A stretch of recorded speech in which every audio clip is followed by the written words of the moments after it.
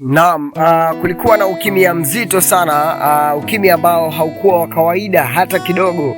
Mitandao ya kijamii ikaanza ilikaa kimya kwa jina moja ambalo lilikuwa limezoeleka sana kusikika kila siku, na si lingine ni jina la Mkubwa Fella, maarufu Mkubwa Fella, lakini jina lake kabisa anaitwa Saidi Fella, mtu ambaye wengi walimfahamu kama nguzo ya nyuma ya mafanikio ya wasanii wengi sana wakubwa, na meneja wa zamani wa Yamoto Bendi, mshauri pia kiongozi na hata diwani wa kata ya Kilungule kule Mbagala.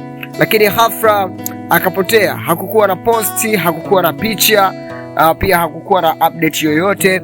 Watu wakaanza kujiuliza maswali mengi sana, kuna nini kinaendelea?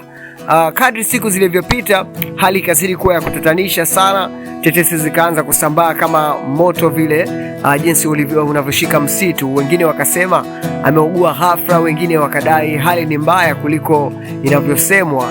Na kama kawaida ya mitandao bwana, si unajua maneno mengi yakaanza kupindishwa, huyu amesema hiki huku na huyu amesema hiki kule. Jina la Diamond Platnumz nalo likaanza kutajwa. Kwa nini hamsaidii? Si walikuwa karibu sana? Vipi urafiki wao umefikia wapi sasa? Maswali yakawa mengi kuliko majibu, lakini ukweli haukuwa wazi hata kidogo.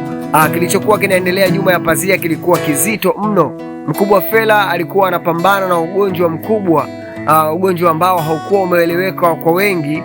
Hali yake ilifika hatua ya kuhitaji matibabu ya hali ya juu, na hapo ndipo safari yake ya matumaini ilipoanzia, kule katika nchi ya India.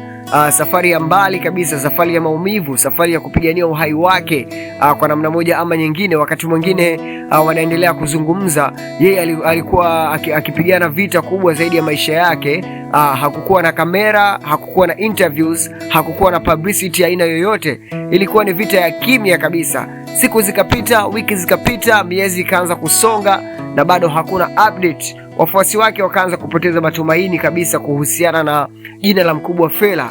Wakati yeye anapambana hospitalini, hapa nyumbani mitandao haikulala hata kidogo. Watu waliendelea kuzungumza, wengine kwa huruma, wengine kwa lawama kabisa, na wengine kwa maneno yasiyo na msingi. Lakini ukweli mmoja ulikuwepo, hakuna aliyekuwa anajua kwa undani anachopitia Mkubwa Fella. Na kisha baada ya ukimya mrefu sana, baada ya mateso, maumivu na uvumilivu, kitu kilitokea ambacho hakuna aliyetarajia kwa muda huo. Hakukuwa na maelezo marefu, hakukuwa na picha nyingi, ila ilikuwa ni neno moja tu kwenye ukurasa wake wa Instagram. Kupitia Insta story yake, Mkubwa Fella aliweza kuandika neno alhamdulillah, Mungu ni mwema sana.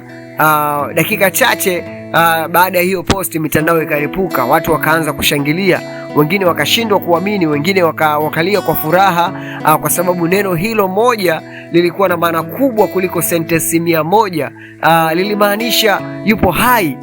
Mkubwa Fella anapona au amepona au amerudi kabisa tayari na nguvu zake.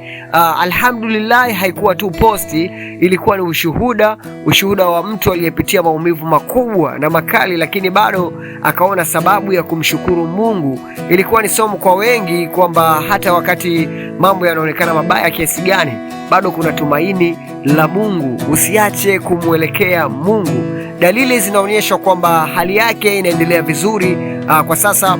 Hatua kwa hatua anaanza kurejea kwenye maisha yake ya kawaida, kama tulivyomzoea Mkubwa Fella, mtu wa pilika huku na kule. Si unajua, kwa takribani miaka kadhaa sasa amekuwa ni mhudumu mzuri katika kata ya Kilungule kule akiwa diwani, na watu wengi sana wametokea kumpenda Mkubwa Fella pia kupitia mchango wake katika sanaa.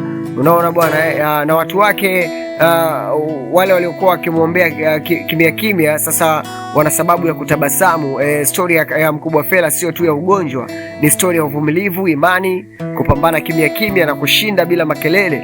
Na pia ni ukumbusho kwamba si kila kinachosemwa mtandaoni ni ukweli.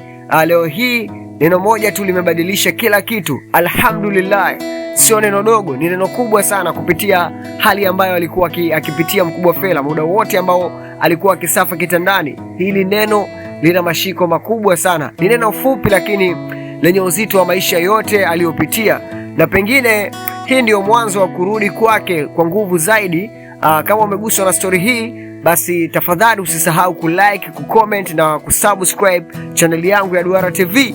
Unadhani nini kuhusu safari ya Mkubwa Fella? Tuandikie kwenye comments hapo chini. Kama unataka pia naweza kuweka sawa hapo kila kitu.